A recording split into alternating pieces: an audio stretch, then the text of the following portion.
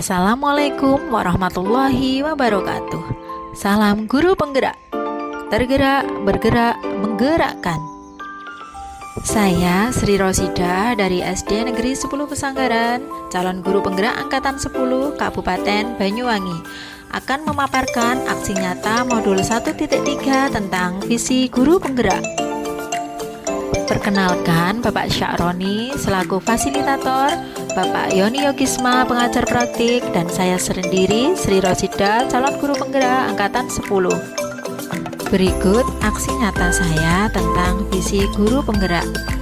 Sebagai implementasi dari rencana manajemen perubahan yang telah dibuat dengan pendekatan inquiry apresiatif untuk menumbuhkan murid yang memiliki profil pelajar Pancasila, maka terwujud visi saya sebagai guru penggerak, yaitu terwujudnya generasi yang berakhlak, terampil, dan berprestasi.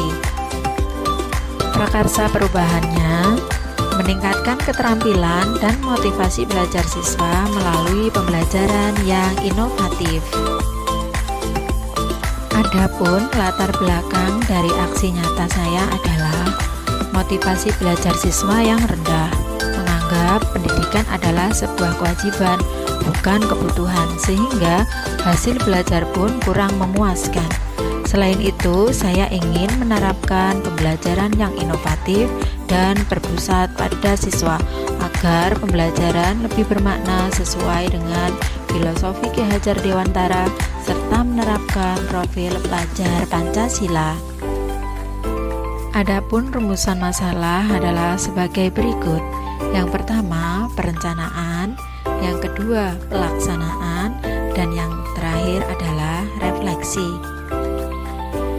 Dimulai dari perencanaan, saya berkolaborasi dengan kepala sekolah, juga berkolaborasi dengan teman sejawat. Tahapan yang berikutnya adalah pelaksanaan. Saya menerapkan pembelajaran yang inovatif, antara lain yaitu pembelajaran yang pertama yaitu pembelajaran praktik membuat salad buah. Peserta didik bekerja kelompok dalam mengerjakannya. Setelah itu, hasil dari praktek yang sudah jadi akan dijual pada warga sekolah. Pada pembelajaran yang berikutnya, saya menerapkan pembelajaran di luar kelas pada pelajaran matematika dan serta pada kegiatan Jumat Bersih. Pada pelajaran matematika, peserta didik mempraktikkan bagaimana cara menghitung bilangan positif dan negatif dengan cara berjalan sesuai dengan soal yang diberikan. Selain itu, pada pelajaran matematika, peserta didik juga dapat membuat kerangka bangun ruang menggunakan lidi dan plastisin. Pada pelajaran seni dan keterampilan, peserta didik membuat pot bunga dari bahan bekas timba cat yang sudah tidak terpakai. Pada pembelajaran di luar kelas yang lain, peserta didik juga belajar menjual hasil buatannya beserta orang tua di sekolah. Pada pembelajaran marketing, mereka menjual hasil karya mereka dan kedua orang tua mereka. Selain itu, peserta didik juga melaksanakan bersih-bersih lingkungan sekolah pada kegiatan Jumat Bersih. Metode pembelajaran yang berikutnya adalah pemanfaatan IT. Saya merancang LKPD atau soal-soal yang bisa dipersiapkan secara online tentang sistem tata surya. Saya juga menugaskan kepada peserta didik untuk membuat video singkat mengenai materi tersebut, bagaimana mereka telah menerapkannya pada kehidupan sehari-hari. Pembelajaran yang berikutnya adalah membuat maket tentang sistem tata surya dengan menggunakan barang-barang bekas secara berkelompok sehingga peserta didik dapat berkolaborasi dengan teman-temannya. Saya juga menggunakan metode-metode yang dapat membangkitkan kreativitas dan juga bernalar kritis mereka dengan permainan-permainan yang saya lakukan di dalam kelas. Metode lain yang saya lakukan adalah dengan pengamatan, praktikum, dan juga melakukan sendiri seperti membuat olahan dari tumbuh-tumbuhan. Hal ini akan berkaitan dengan kehidupan mereka sehari-hari, sehingga pembelajaran yang saya berikan akan lebih bermakna karena mereka mengetahui apa manfaat jika mempelajari materi tersebut. Selain itu, metode-metode tersebut juga dapat meningkatkan keterampilan sehingga bermanfaat bagi kehidupan mereka. Berikut ini adalah video tentang presentasi peserta didik mengenai sistem tata surya.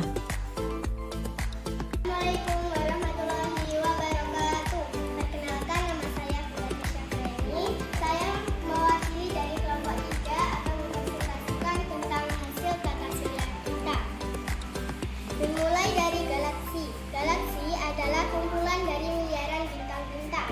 Salah satunya adalah galaksi Bima Sakti. Galaksi Bima Sakti terdapat 8 planet dan 1 pusat, yaitu matahari. Matahari sendiri adalah bintang terbesar dan terdekat dengan bumi. Matahari juga biasa disebut dengan bola gas raksasa, dikarenakan suhunya yang sangat panas. Matahari memiliki gaya gravitasi yang sangat tinggi. Gaya gravitasi matahari yang sangat tinggi inilah menyebabkan semua yang ada di sekitarnya bergerak mengelilingi matahari, terkecuali meteorit.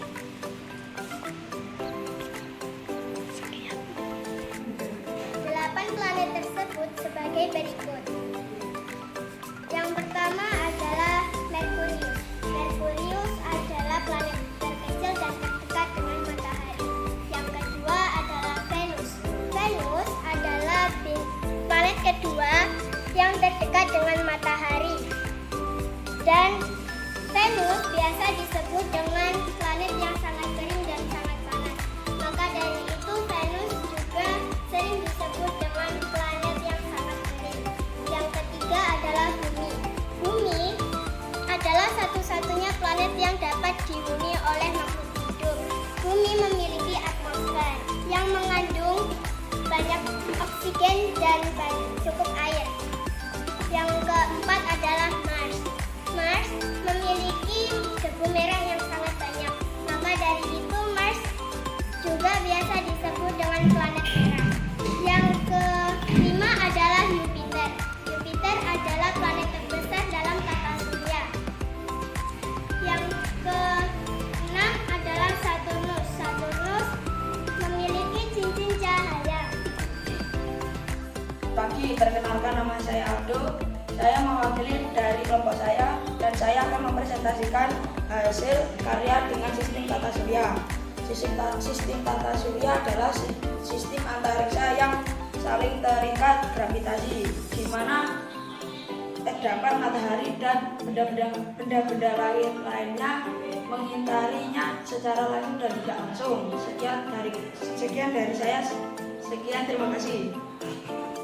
Perkenalkan, nama saya Rian. Saya akan mewakili dari kelompok saya dan akan mempresentasikan hasil karya dengan sistem tata surya.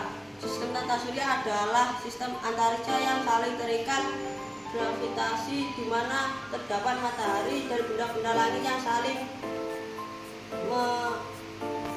benda-benda langit yang saling mengitarinya dan secara langsung dan tidak langsung. Sekian presentasi dari saya. Wassalamualaikum warahmatullahi wabarakatuh.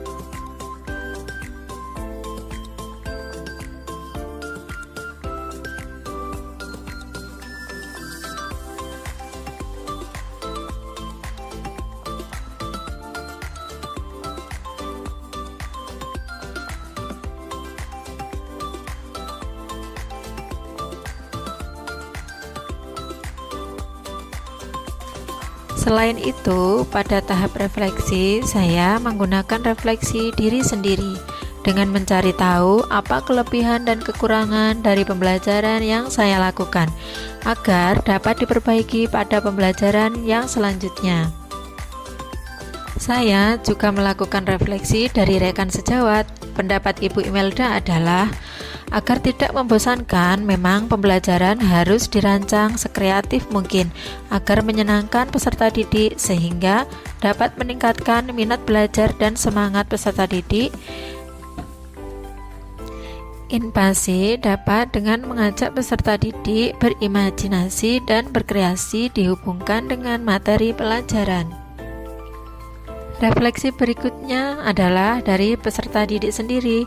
Dari Frinda, peserta didik kelas 6 menyampaikan, seru sekali belajar dengan praktek. Belajar dengan praktek lebih mudah dipahami daripada dijelaskan atau membaca buku saja.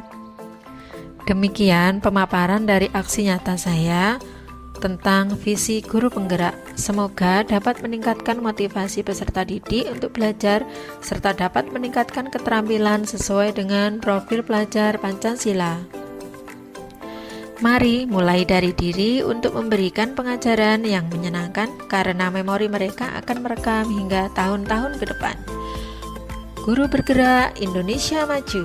Wassalamualaikum warahmatullahi wabarakatuh. Terima kasih.